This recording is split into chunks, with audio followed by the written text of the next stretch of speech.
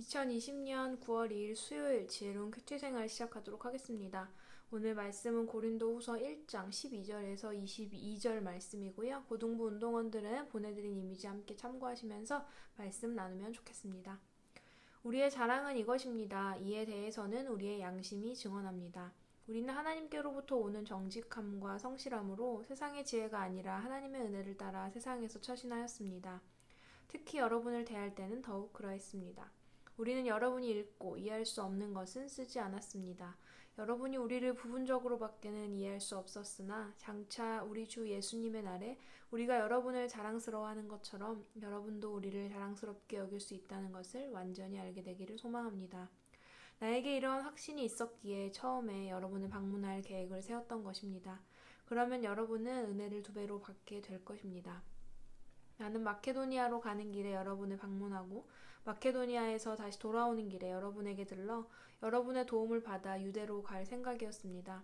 내가 깊이 생각도 하지 않고 이런 계획을 세웠을 것 같습니까?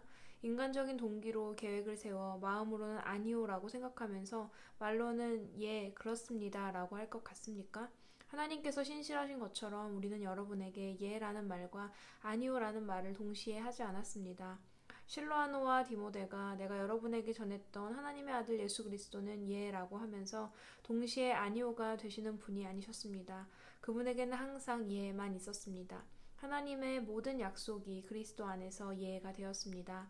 그러므로 우리는 그리스도를 통해 아멘이라고 하므로 하나님께 영광을 돌립니다. 여러분과 우리를 그리스도 안에서 굳게 세우시는 분은 하나님이십니다. 하나님께서는 우리에게 기름을 부으시고 우리가 그분의 소유라는 표로 인을 치시고 그 보증으로 우리 마음에 성령을 주셨습니다. 아멘. 바울은 고린도 교회 성도들을 하나님의 거룩함과 진실함으로 대했습니다. 세상의 지혜가 아닌 하나님의 은혜로 대한 것입니다. 그는 처음부터 오직 복음만을 전하고 복음을 가르쳤으며 이후에도 고린도 교회 성도들이 복음 안에 견고히 서도록 계속 편지를 보냈습니다. 바울은 고린도 교회 성도들이 복음을 온전히 알기 원하며 모든 일을 행했을 뿐인데 예수님을 믿어 그리스도인이 되긴 했지만 여전히 세상의 지혜, 방법에 물들어 있던 고린도 교회 성도들은 세상의 지혜, 방법을 따르지 않고 오직 하나님의 방법, 하나님의 복음만을 전하는 바울의 태도를 자신들의 기준으로 해석하며 오해했습니다. 하지만 바울은 자신을 오해하는 그들의 태도에 실망하거나 낙심하지 않고 장차 우리 주 예수님의 날에 우리가 여러분을 자랑스러워하는 것처럼 여러분도 우리를 자랑스럽게 여길 수 있다는 것을 완전히 알게 되기를 소망한다고 이야기합니다. 이런 고린도 교회를 향한 사랑의 마음을 가지고 고린도 교회를 다시 방문하려고 했던 바울의 계획이 계속 바뀌게 됩니다. 분명 하나님의 뜻을 구하며 계획을 짜고 실행한 것이었지만 바울이 전도여행을 하며 머물게 되는 교회의 상황이 변하고 핍박이 심해지면서 원래 바울이 세운 계획대로 진행할 수 없는 상황이 되었습니다. 자신이 말한 고린도 교회 방문 약속을 지키지 못하게 되었지요. 이런 바울의 형편을 잘 모르는 성도들은 바울을 향해 서운함과 불평을 표현하게 되었습니다. 바울의 대적자들은 바울이 약속을 가볍게 여기고 인간적인 동기로 계획을 세운다고 그를 비난합니다. 이런 비난에 대해 바울은 편지를 통해 하나님의 신실하심처럼 자신도 신실하게 사역했다고 주장합니다. 자신의 이런 신실한 사역의 증거가 바로 이 편지를 받는 고린도 교회 성도들이라고 이야기하면서요.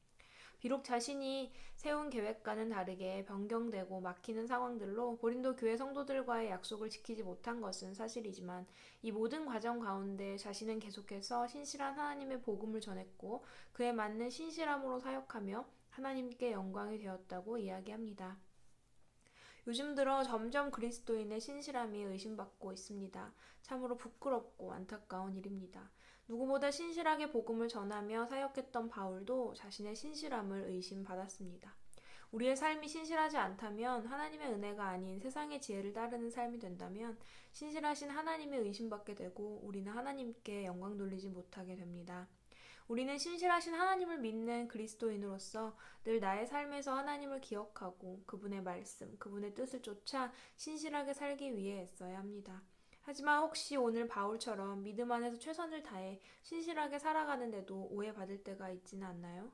그럴 때 그들을 향해 화를 내거나 그들과 같은 방법으로 부딪히는 것은 바람직하지 않습니다.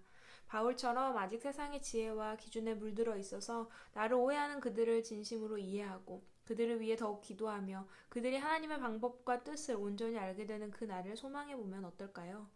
바울은 말합니다. 하나님이 신실하시듯 그분의 아들 예수님 또한 신실하시다. 그리고 그분이 베풀어 주신 은혜로 구원받은 자신 또한 신실하게 사역한다고 말입니다. 동일한 은혜를 받은 우리의 목표 또한 바울과 같아야 하지 않을까요? 예수님, 바울, 그들의 삶을 따라가기에 나 자신은 너무나 부족하게 느껴질 수도 있습니다. 너무나도 높은 수준이어서 감히 넘볼 수도 없다고 느껴질지도 모릅니다.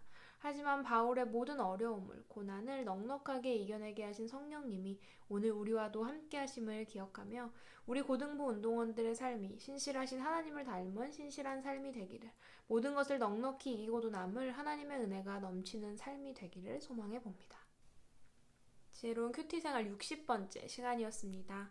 모든 일에 신실하신 우리 하나님을 닮은 신실한 우리의 삶이 되기를 소망합니다. 오늘의 퀴즈 드립니다. 첫 번째. 바울은 고린도 교회 성도들을 어떤 마음으로 대했나요? 두 번째.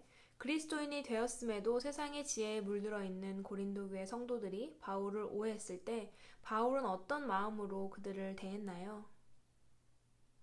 세 번째.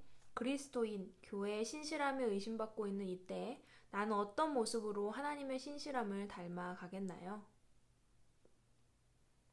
사람의 계획은 실패할 수도 어긋날 수도 있지만 신실하신 하나님의 약속은 한치의 어긋남 없이 완성됨을 기억하며 어떠한 고난과 어려움에도 든든히 서가기를 소망합니다. 내일도 지혜로운 큐티 생활로 만나도록 하겠습니다. 샬롬.